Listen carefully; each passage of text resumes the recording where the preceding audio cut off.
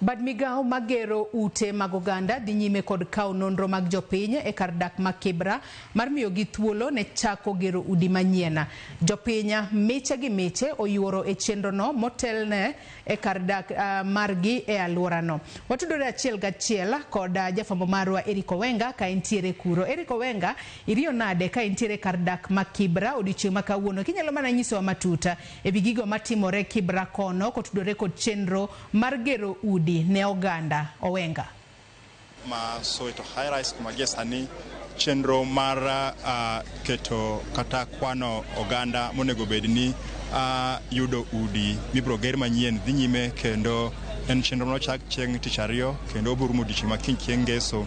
Mano ni jokanyo ma High Rise kaka Soweto ka odargi yo makare mondo ochiw thuolo mar gero udi manyien mag piny owacho ma bechgi yot.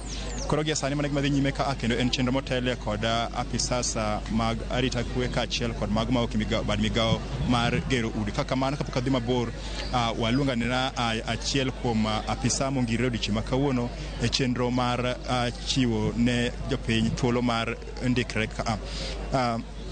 Karibu Bwana Muli, tunajua kwamba leo hii wakazi wa Lang'ata wamefika hapa ili wasajiliwe.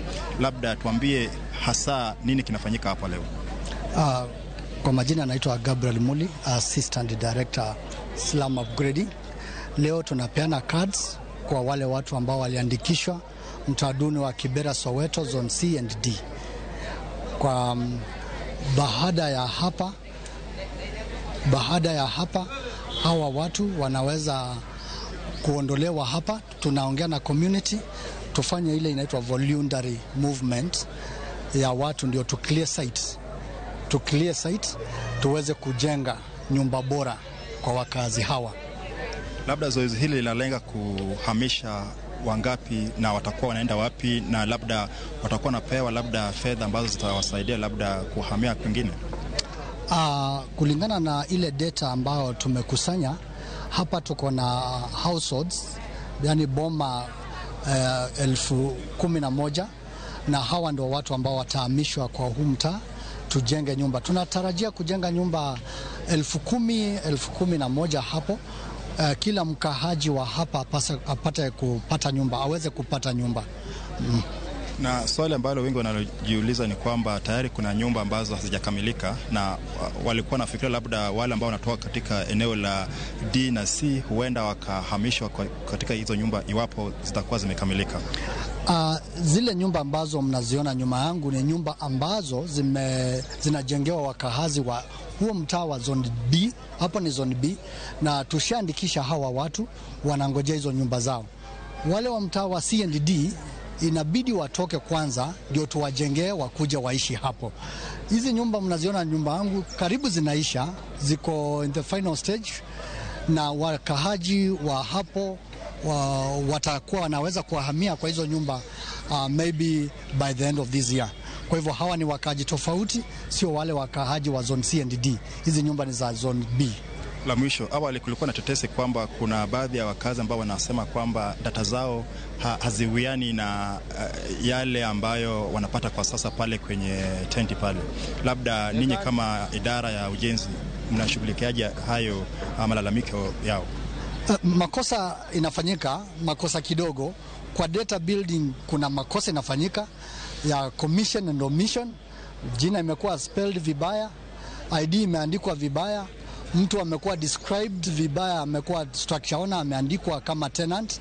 Kwa hivyo malalamishi ambao naona hapa nyuma ni kucorrect data. Wanataka data zao zikuwe corrected, tunawasikiza, tuna correct. Zile ambazo hatutaweza kucorrect tunaita community leaders wa community, watakuja watusaidie because wao wanajua wale watu ambao wanakaa pale.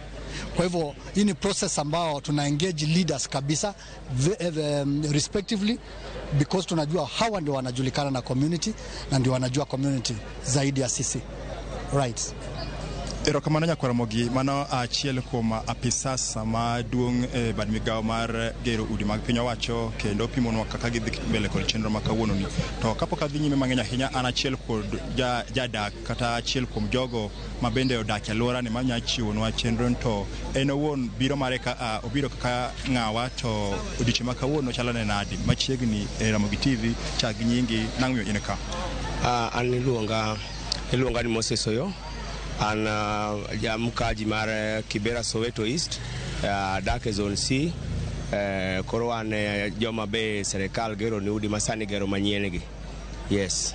In wuon ni sayudo ot to mimondo ichop ka ikalo okenge mage? Pok ayudo ot, lakini an achiel kuom jogo ma nie chenro mar serikal ma wane joma nokwan ka ing'iyo toka kanyo nitie udi migero, kanyo nokwana kendo nomiya kad mar ot. Omiyo kora rito ka chieng' ma serikal biro chiwo udi, kapo na achope okang' ma ichiwe udi cha, to ageno na abiro bedo achiel kuom jogo mibiro miyo udi go. Yeah. Ka ing'iyo lain, ang'en lain osebedo mabor, kaka ing'ama iye ka inyacho ni joma ni lain gi gin joma thoth gi ing'eyo gi kose kech samo nitie luoro nitie jomoko mok kama chielo mochopo ka inyacho ng'ano iparo ma kama? 90% mar joma ni lain go gin joma nyaluongo gi nyinge gi. Gin joma wadak go, gin joma wabet go ka, omiyo wang'ere. Momiyo kata seche ma serikal ng'iyo jomoko ma onego bed ni konyo ng'iyo jogo kendo gogi musasa kaka beneficiary, to serikal keto machiegni nikech jogo wang'egi gi nying gi. An onyuola Soweto ka, adak Soweto ka ngimana te. Omiyo jogi gin kaka families magwa, wang'ere gi nyingewa. Kora nyalo confirm ni joma nie line gi gin joka, kendo gin joma deserve bedo beneficiaries mag udi migero gi. Mogik, nitie chenro ma kowe in to jodak be osebedo ka kale sama gindikre kata sama gichiwo nonro magi ma bedo achiel kuom jogo mabo yudo udi ka misewinjo ko kuomgi kaka jak ng'ama ni iye? Nitie achiel kachiel ma serikal osebedo ka timo, kendo serikal osebedo gi mpangilio maber ahinya mar hakikisha ni kila ng'ato man ka bedo beneficiary. Gisebedo ka gihakikisha ni okwanwa yo makare, omiwa kad manyiso madhibitisha ni wan beneficiaries, to kendo gisebedo ka gijiwo wan nikech udi gi ok yud nono. Nitie pesa matin monego bed ni wasave mar mondo omiwa udi gi. Kora nyalo wacho ni serikal osebedo ka keto okang' makare mar mondo mi wayud udi gi e yo ma ni sawa. Erokamano. Neno ka nitie nyawadu machielo ka bwana, in ng'awa to ibende igeto kata igeno yudo udi odiochieng' ma kawuono ka? An gi nyinge na iluonga ni Steven Oduor, mong'ere en jalamo, jadak makae. Wan wageto yudo ute ma kore gero manyasani gi, kendo wan gi geno ahinya ni wabiro yudo ute ka ute go orumo. Idwa yudo udi makanye? Ka nitie A, B, C, D. In irito makanye? Wan okwano e zone B. Mane kama nokwanwa notimnwa gimoro amora. Sani gima watimo en ni kwa save pesa, kendo gima medo kwa oganda wa joluo modak e waka. No atem wa save pesa mora mora mwanyalo save mondo mika chopo chieng' momiwa ute to wabende wayudo wachopo okang' mowinjore, percentage mowinjore chop ni ng'ato mondo mi akikaw ot. Erokamano Nyakwaramogi, mana kaka ineno ka oganda buora no chopo ka miche gi miche mar biro ndiko dhogi ka achiel kod nonro magi mamonde ka udi gi ibo tiek gero. Mano tielo makocha chande ma N, C kod D, to gibro donjo udigo ma piny owacho chano gero kaka okang' maneno ni gibero lwasi mar jodak ahinya to jogo ma ok kuonde ma yuto margi ni piny. Kendo en chenro mochakre chieng' tich ariyo to osebedo kodhi nyime e yo makare, kendo igeno ni obiro rumo odiochieng' makiny maneno ni jodak maka nonro magi okaw maneno ni chieng' ma udi gi otiek gero to gibiro donje e yo mayot, kendo mane gima dhi nyime kaka Nyakwaramogi. Kamano to yena adoki studio achiel kachiel kok kadak ma Lang'ata, an Eric Owenga.